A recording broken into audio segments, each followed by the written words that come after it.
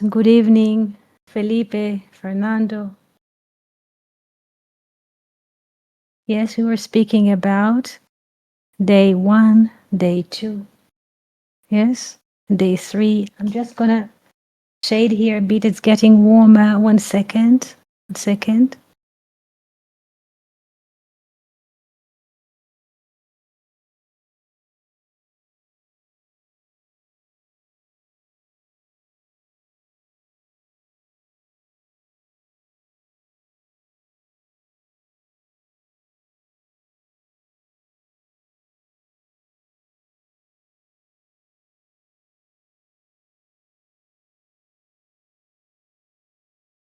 Yes, I see, Felipe, for you.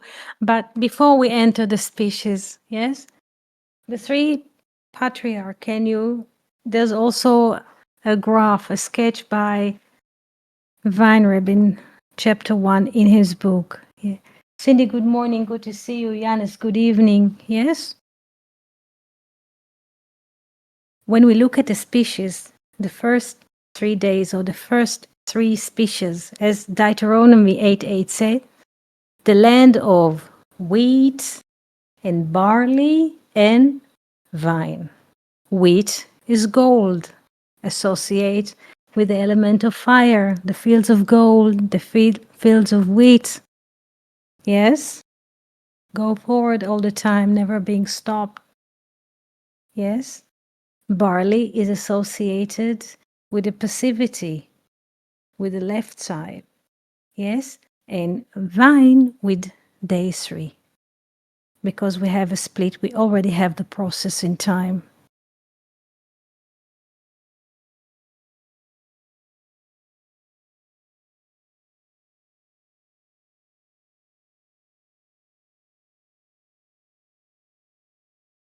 Any questions that you'd like to ask? Yanis, do you have any questions? Yes, about Psalms 114. Yes, when Israel are leaving Egypt, but it's not Egypt and it's not Israel. What does it mean? Betzet Israel mimitzrayim. When infinite disconnects from the finite. Yes, this is what it speaks about. Psalms 114, when infinite, Betzet Israel, when infinite drops the finite. Betzet Israel mimitzrayim. This is how it starts. What happens when, in a snap of a finger, does everything drops? Duality, space and time, the narrowness, the judgments, the conflicts, the struggles. The relief from the need to be free, because everything is like illusion, basically. Again, Psalms 114. Betzet Israel mimitzrayim, when infinite just drops the sense of finite. Also, Yanis asked a very beautiful question about the brain. The brain is finite.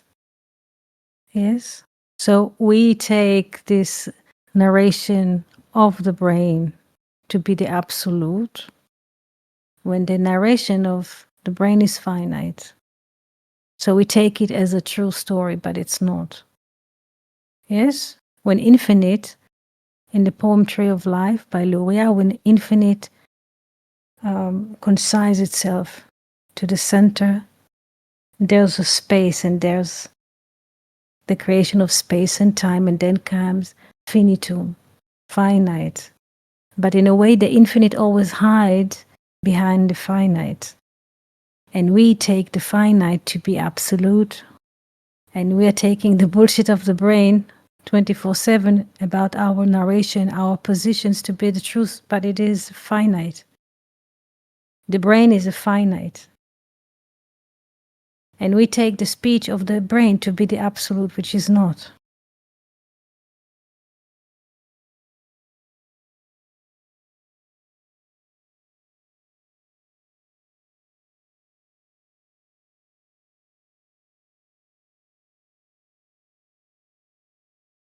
Yes. Did you understand, Yanis? Did you understand? Again, again. Once there is a birth, let's say of a baby. Baby has a head, thank God, arms and legs. Yes. The head includes the brain that will develop during the time. In about 2 years, the baby will sense a great separation between himself and the world. This is the sense of the finite, yes, that comes from the brain as a transmission to the baby. This is why the baby also will feel separated from the world, and we shall grow with this sense of separation, of this connection. And we take it, and the more we grow in time, so the one will grow in time will get this speech of the brain to be the absolute truth, but it's not. Yes?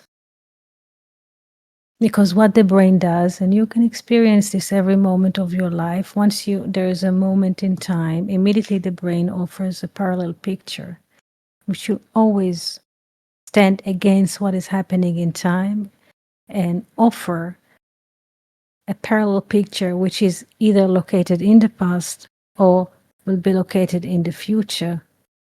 Yes, this is what it does. There's, in a way, escaping the moment, wants to escape and to present parallel opposite picture. Either one is in the past or the one is in the future. This is what it does all the time. It's the mechanism. Just don't take it seriously, because it's not you. It is the manufactured, it's like a product. Yes, it works as long as there is connected to the body, it will always produce something. The production of the brain is always, the finite brain will always produce a narration that will negate the infinite. And this is our true nature, the infinite. So the brain will always offer a narration that will deny the infinite nature of ourselves. This is what it does. Active.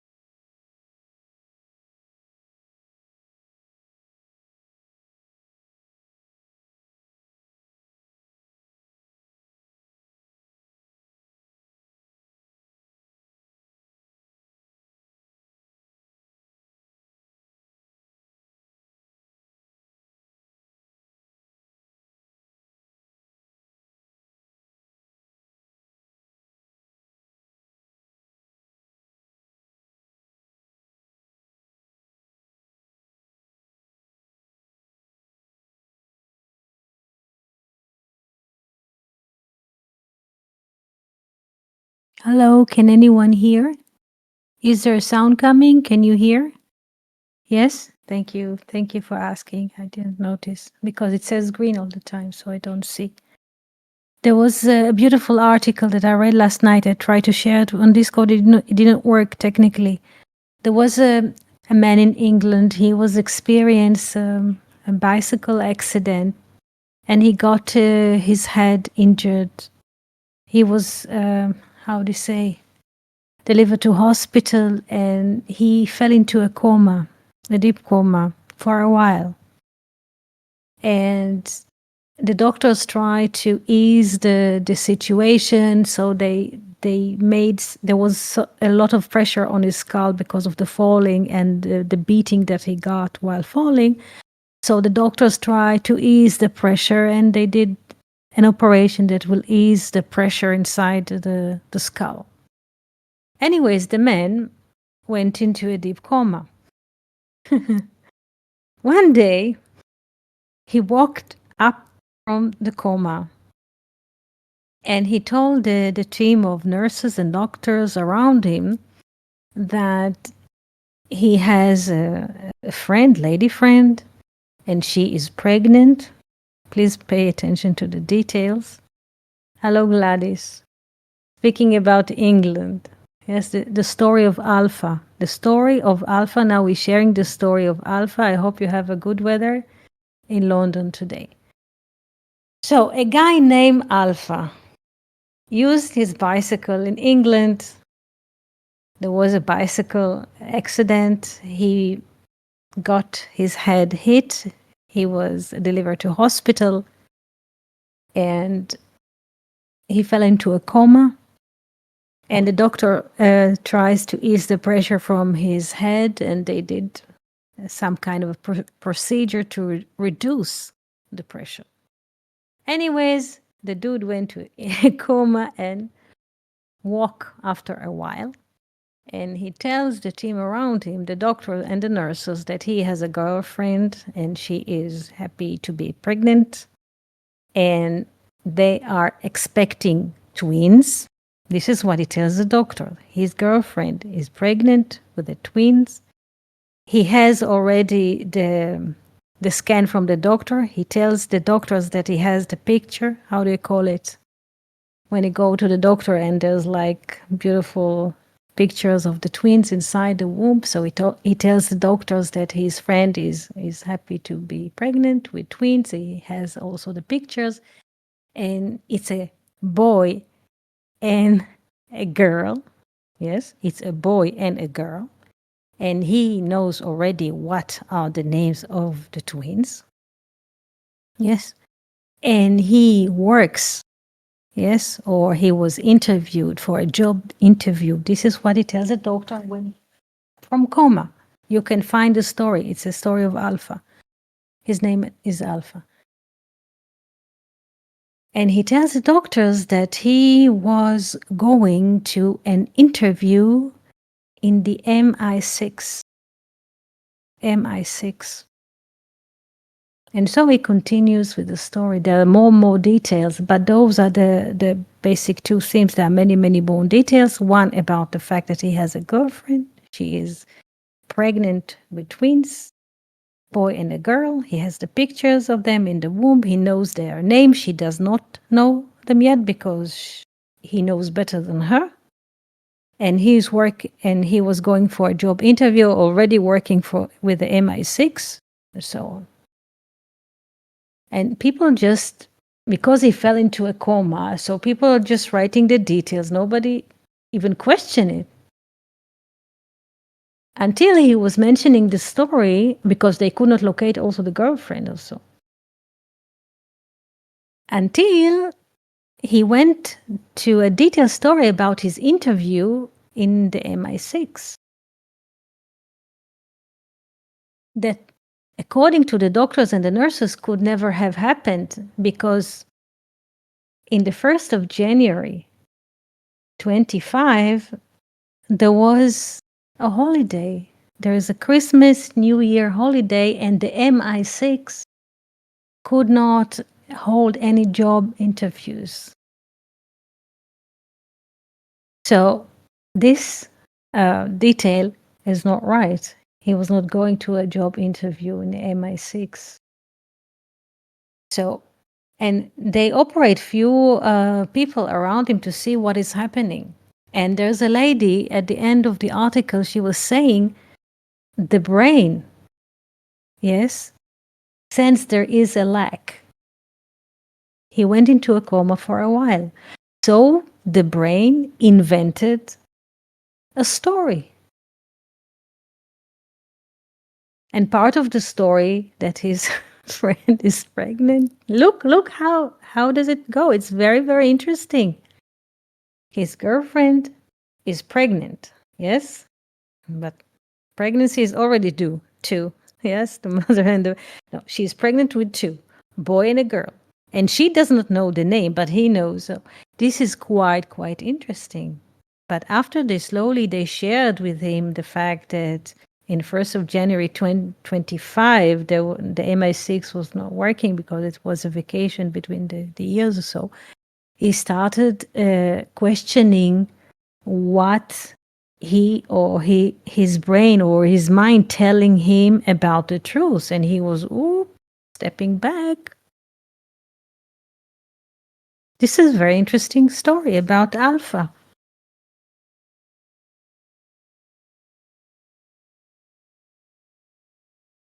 And if you will interview each other about, Felipe will interview Yanis, and Yanis will interview Jill, and Gladys will interview Cindy, and so on. Fernando will interview Deborah, and what Deborah says about, so to speak, her narration.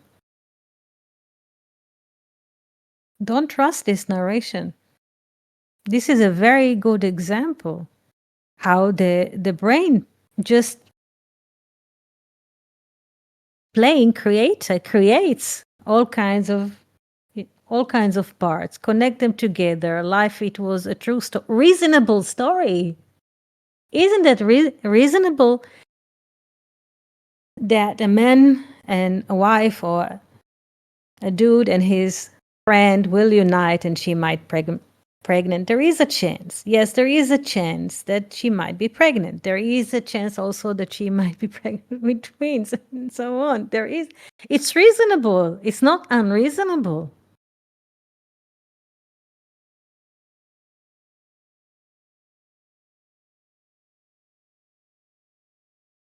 And the brain will always convince us that the storyline that the brains offer us or nourishes us is the absolute truth, because there's nothing else, only this narration. And we accept it as absolute truth, and this is where the struggle comes.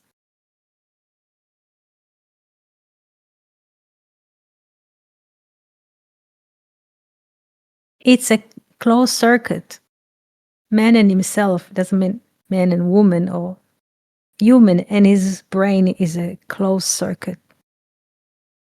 The only relief that we have is when we speak to friends. Otherwise, it just will continue infinitely running and suggest us the same story. And the most beautiful thing, that if you investigate those stories that the brains offer us, you will find always the same character. I mean, the same component. We, as being born in space and time, we are the center of every story that the brains offer. It doesn't matter which scenarios the brains offer. Fernando will always be in the center, or Deborah, or Yanis, or Felipe, or Jill, or Gladys, or Cindy. This is the dishes. Yes. This is the dishes that these restaurants called Brain offers us 24/7. It's about you, it's about your life, whatever, your neighborhood, your friends from school, whatever you have, it doesn't matter.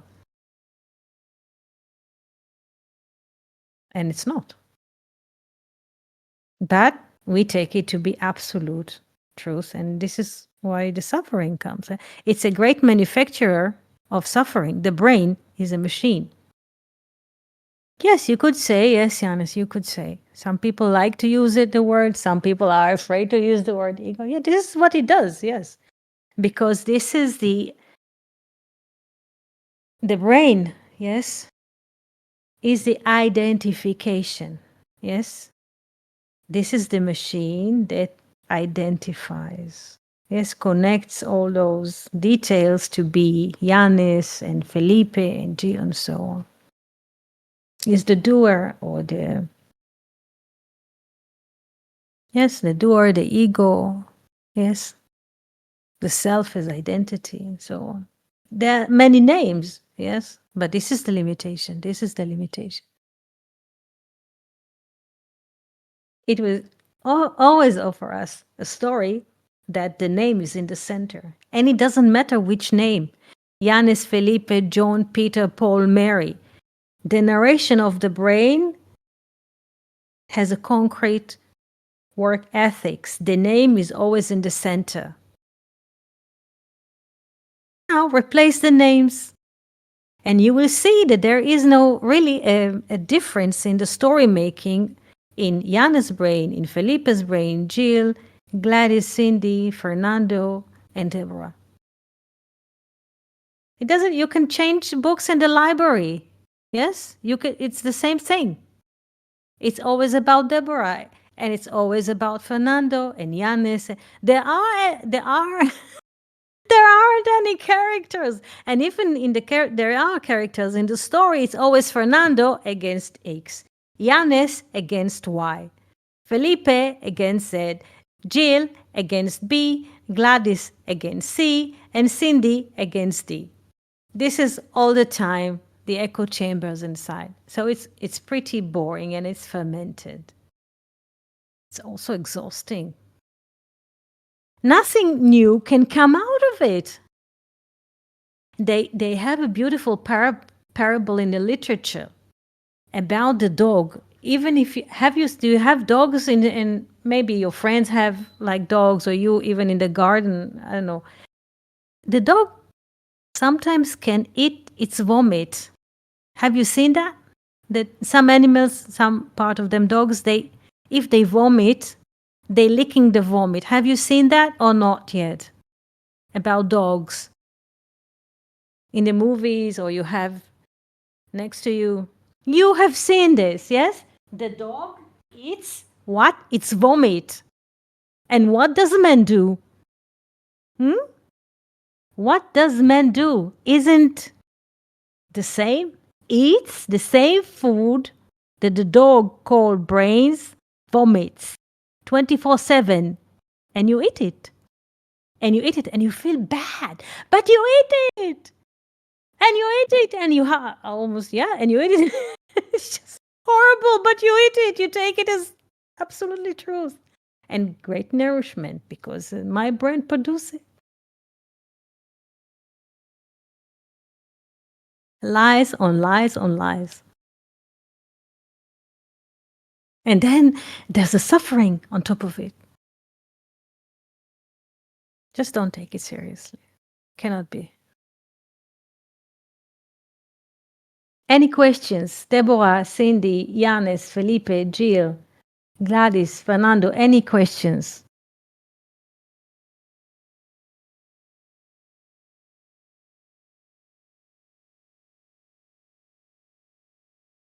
And let's continue with Psalms. Haita Yehuda lekudsho. Judah, they translate Yehuda as Judah, to be is holiness. It's not about Judah as a name, not at all. It's about the being. Being is holy. Yes, because the being, the 4 letters, are written in the name Judah. Judah basically is what? It's not a person, it's not a county, it's not a kingdom. It's being in the 4 letters. Because Dalet is 4. So Judah represents the being in 4 letters. That's all. It's very simple. So, Haita Yehuda lekudsho, then when infinite withdraw from finite, then being is holy. Yes, this is what it is. Beautiful Psalms.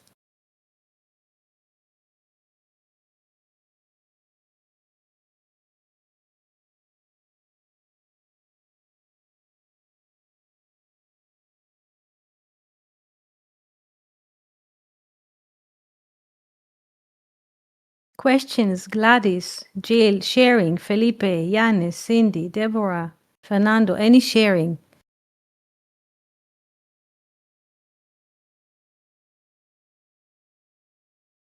Yes, Fernando. I don't know if I am leaving the psalm right now, but I was thinking, it is still in my mind the 7 fruits that you said, and I was thinking that this way, to relate symbolically with the fruits, let's say barley that you mentioned, or pomegranate, or olive. It's a way to overcome this rational, casual thinking,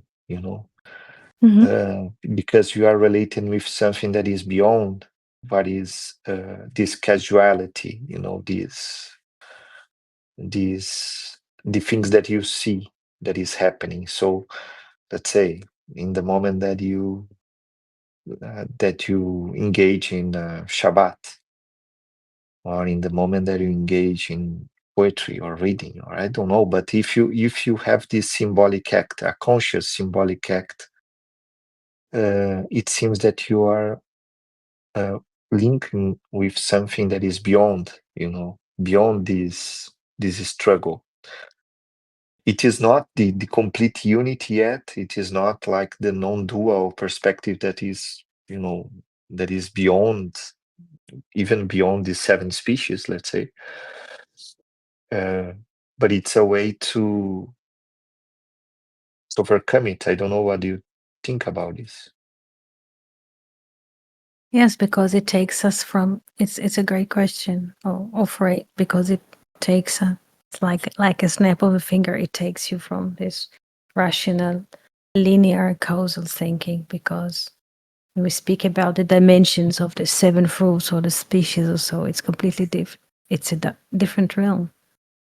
Yes, because It's another. Yes. it makes me remember what Mircea Eliade speaks. It's a great book where he speaks about the sacred and the profane.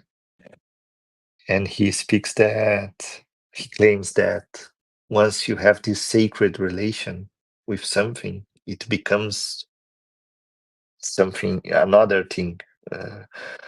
It's different for someone that is relating with the 7 fruits, thinking about the tree of life and passing, I don't know, the bread and the oil, and thinking about the sacredness of this consciously.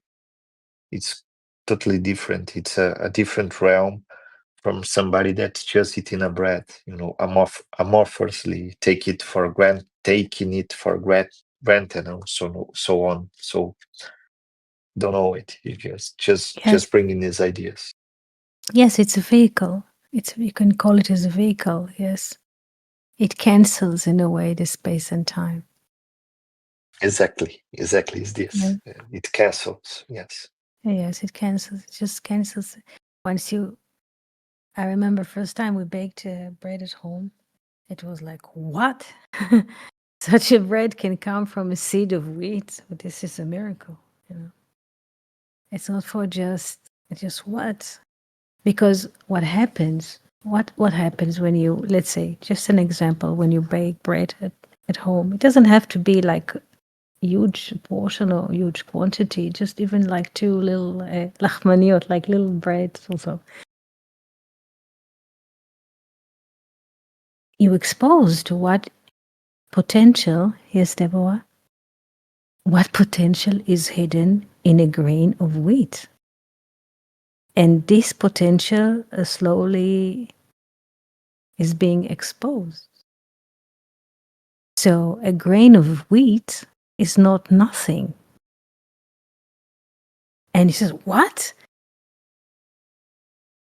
In the source, in the code of creation, or whatever you want to call it, science, or depends on how people speak or relate to what is happening.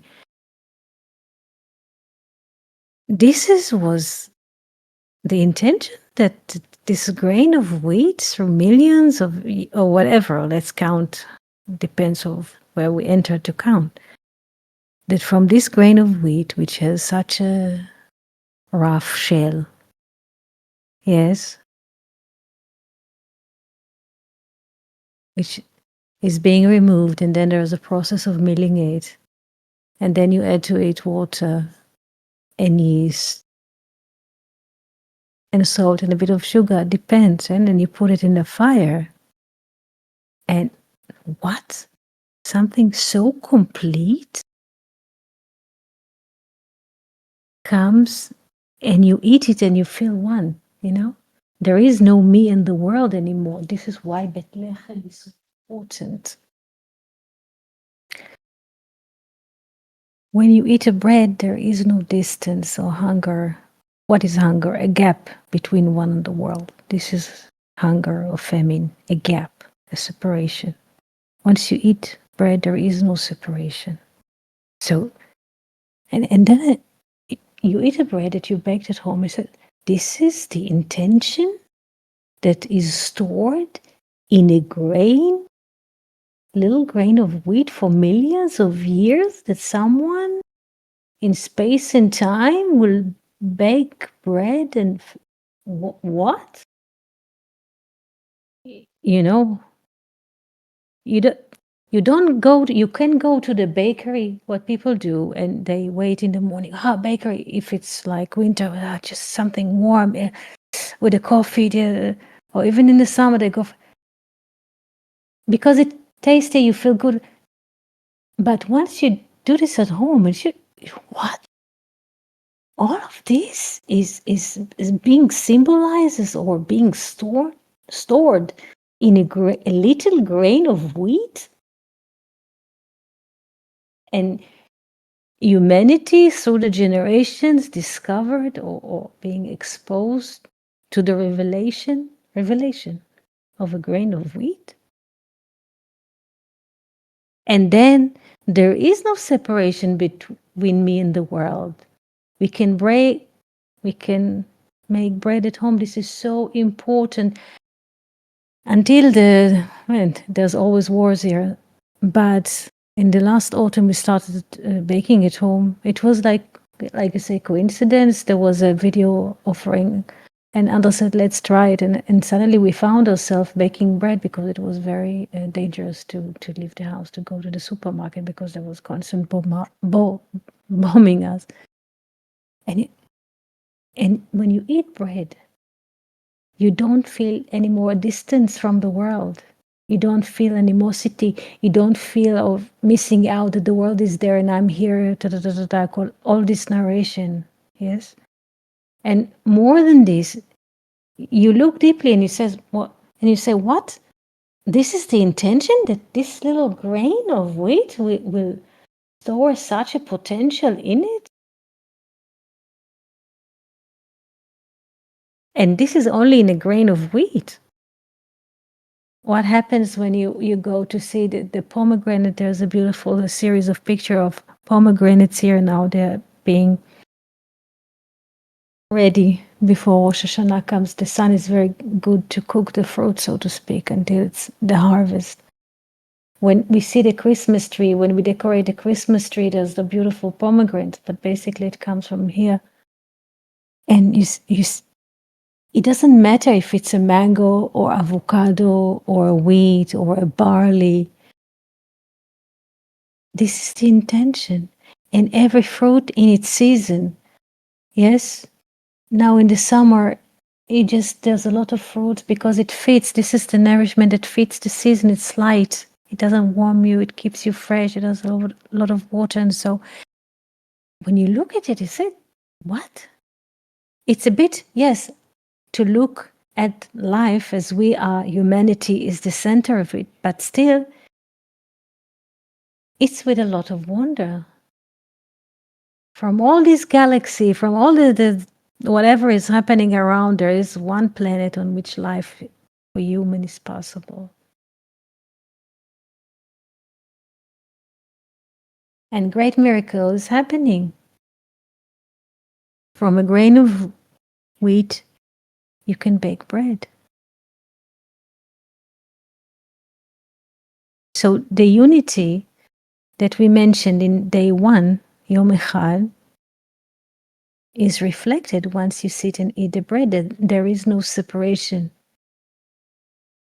So the unity which is promised in the potential before the process in time begins, we also find it when we sit at the table and eat the bread.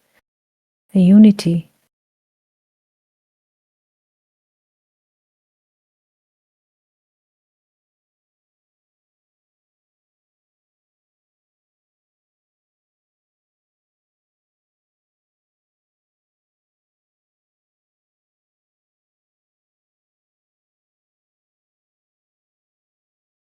Like flour. Yesterday we bought flour. Finally, the supermarket had this idea to sell flowers in the supermarket because you always had to go to flower shop, and sometimes it's different part of the city. And it was like great, and what a beautiful man did not create flowers.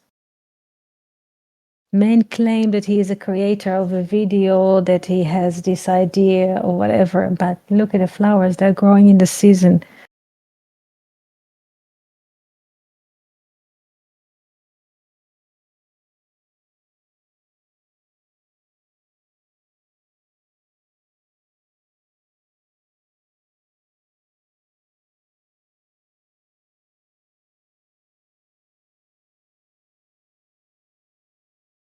And the brain offers us again a close narrations of life or of myself. Yes? Let's say you are in a situation and you are being annoyed in a situation. If you tell yourself it's Fernando which is annoyed, or Gladys, or Jill, or Felipe, Yanis, or Cindy, it's gonna make you upset because you're annoyed, and you tell yourself that you, as Fernando, Yanis, and Felipe, are annoyed. But in the moment there's annoyances happening, you say someone is annoyed. You see? There is no identification with this annoyance that Fernando is holding or so, or is associated to Felipe or to Yanis. Or someone is annoyed.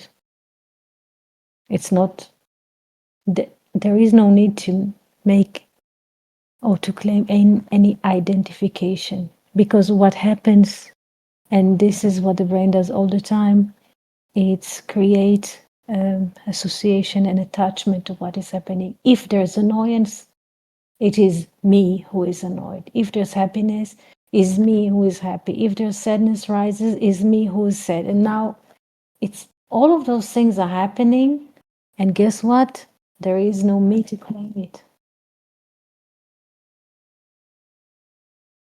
Many can happen: annoyed, happiness, sorrow, grief, whatever, joy, but there is no me to claim it. And this is the great freedom. And this is what Psalms 114 speaks about, when infinite leaves the finite or drops the finite.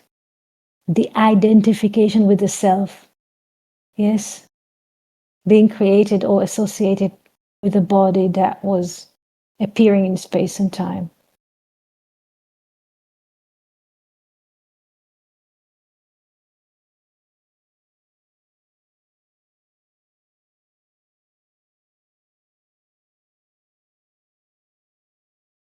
If there is annoyance coming, and if there is attachment to the annoyance, something is bothering. And if there's immediately attachment, I am annoyed, and you sit and why am I not? But if you just, okay, there is annoyance, but it's not the me, just move 2 meters, it does not exist. The trouble comes when there's attachment or deep attachment to whatever rises in the moment. There is no need to cleave to those appearances.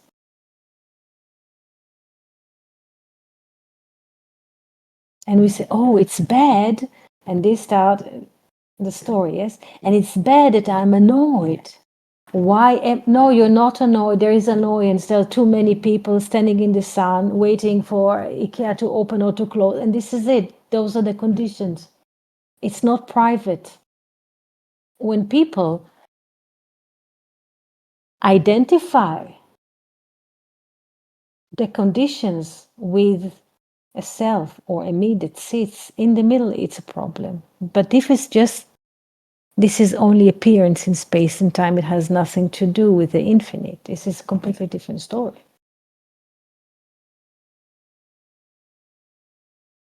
It's like the actor, let's say on stage, he has to play, let's say, a bum. So he will appear on a stage as a bum or as a drunk man, and he will drag a leg or so. But once he leave the stage, he just take off his clothes and he's just regular person or regular living. But when there's identification, he will wear the same certain kind of pants and a jacket, and he will limp a bit and hold a glass of beer or something, or whiskey, and speak like there's identification. How can actors exhibit such a beautiful role, yes, or an act when the camera is rolling? Because they're empty, but the moment the camera is rolling, they identify with the story or with the character, so they live. After the director says cut, and it's just you giggle and chickle and go and send some WhatsApp messages to their friends. Eat lunch together, drink water, whatever. Why people like to see movies? Because you see people are living like us on the screen with troubles, with stories that when we see them on screen, we believe it because there's a great identification, yes, between the actors and the characters that he or she plays. And we believe that he left her, and we believe that now it's raining. No, though when they're shooting it, it's June and there's no rain, but people sit, you see, off behind the scenes, and people are just dropping waters. Yes, like in the movie Singing in the Rain. It's just you believe that he sings in the rain and there's natural rain, but no, people sitting with pipes of water dripping all over, and you believe he's singing in the rain, but it's a produced rain.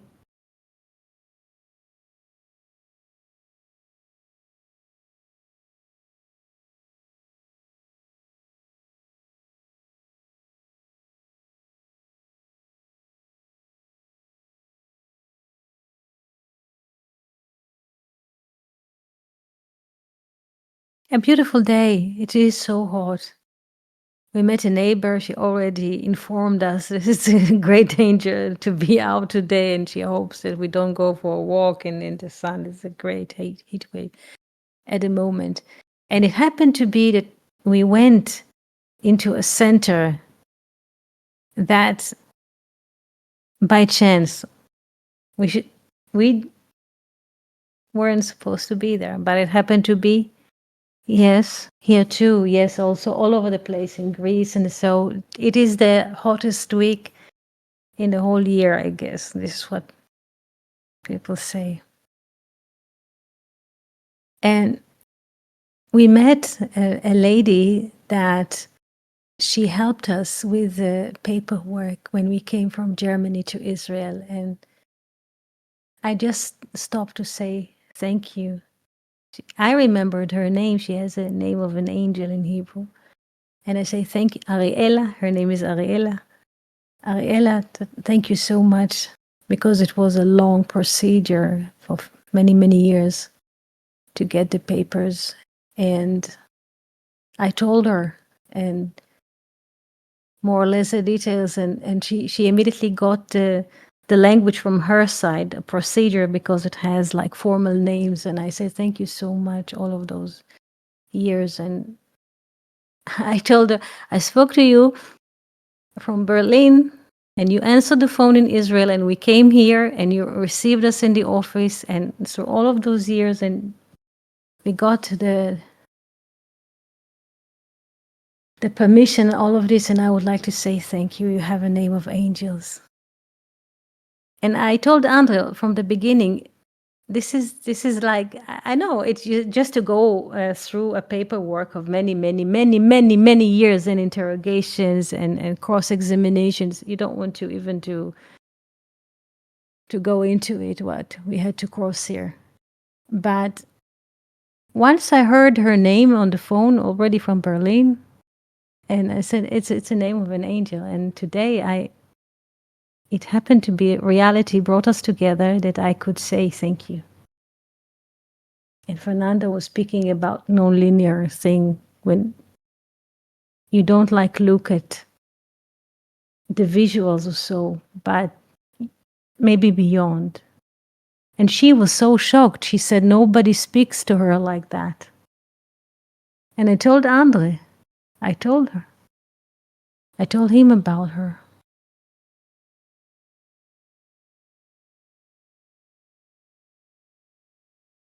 You go through offices. It's an institution to go to an office that a procedure that you don't know that you're gonna be there back and forth for a couple of years. It's like getting a visa in America, but much, much, much, much, much harder. Not visa, but a green card, sorry. Much, but much, much harder. And just a name, and this is it. It's just a seal of truth. This is how you can also open this episode and tell the story, of what paperwork does to people because they're innocent and they don't know what kind of mechanism of bureaucracy is happening. Not because people are bad, because this is how it is, bureaucracy for years. But just the sharing that from the moment I was trying to just find a way to come, and she was the one lifting the phone, and I asked, "What's your name?" And she said, "Ariela." And then several years after, you found her with a granddaughter playing in the summer, and you say, "Thank you, Ariela, for all of this treatment." For me, it was like after this war, and which is never ends, but this part, let's say, and other events, to see an angel and to say thank you.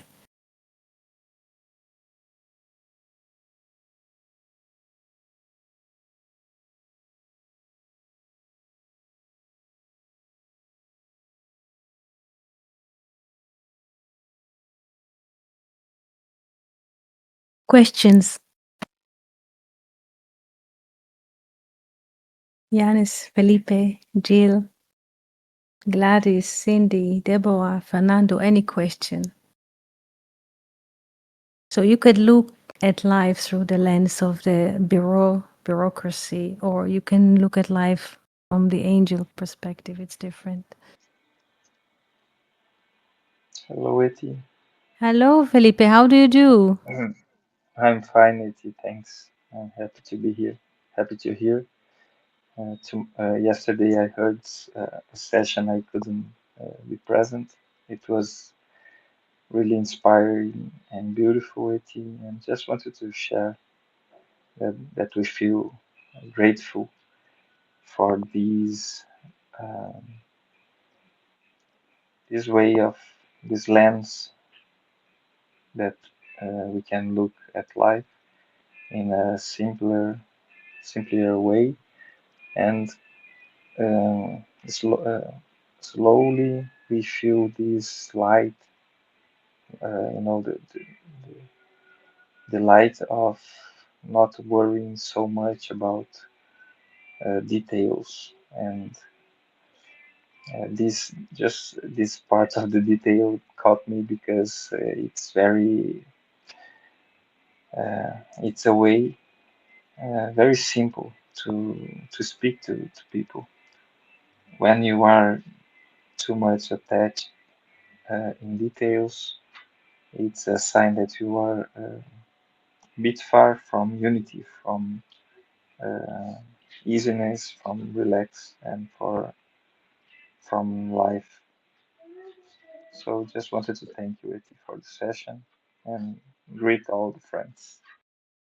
Thank you so much, everyone. Thank you for being with us. Thank you, Felipe. Thank you, Fernando, Deborah, Yanis, Jill, Gladys, Cindy. Thank you all for being here with us today. Such a beautiful life to live with you.